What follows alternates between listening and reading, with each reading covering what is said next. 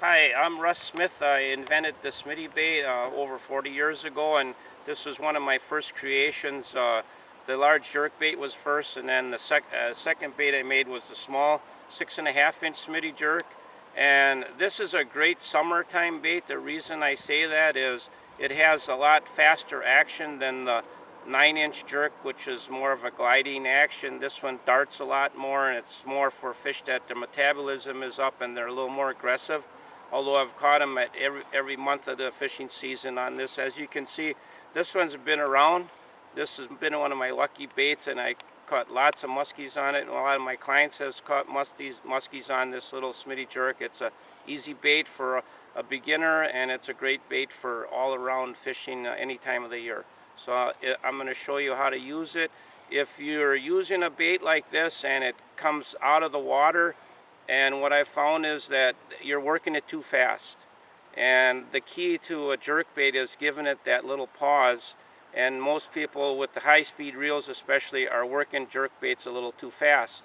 So I keep telling everyone to slow down, let the bait work for you, let it dart to the side, and give the bait a little more patience than you would with a crankbait or something like that. So jerkbait fishing, it takes a little finesse, and it also has to have patience when you're using them.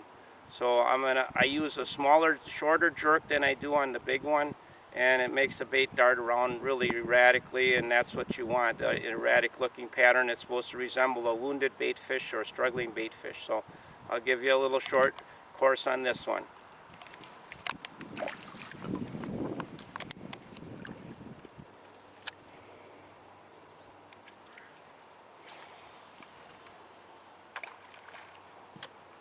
By jerking short jerks and giving it that little pause, it keeps the bait under the surface. If you work it too hard, it's going to bring the bait up. You want to keep it down a little bit.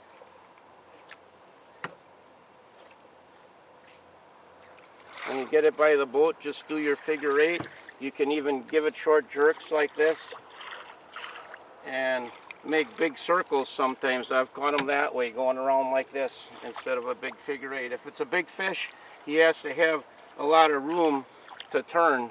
So if you do too tight of a figure eight, he's not going to see it. He's going to lose track where it is. So always try to keep the bait in a bigger circle or a bigger figure eight.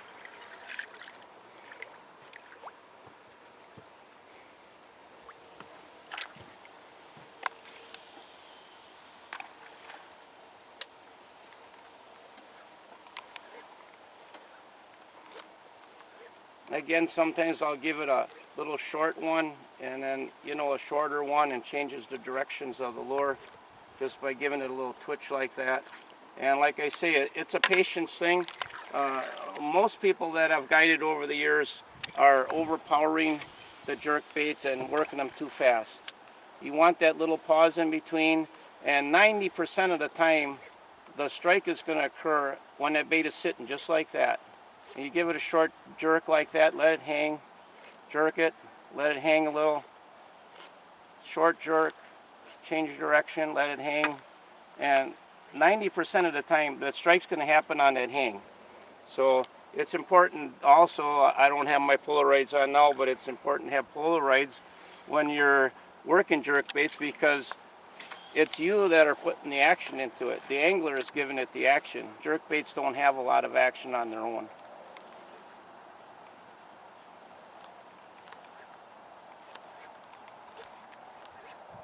Like I say, if you watch my rod tip, sometimes I'll give it a little longer jerk, and then a short one changes direction, the bait hangs.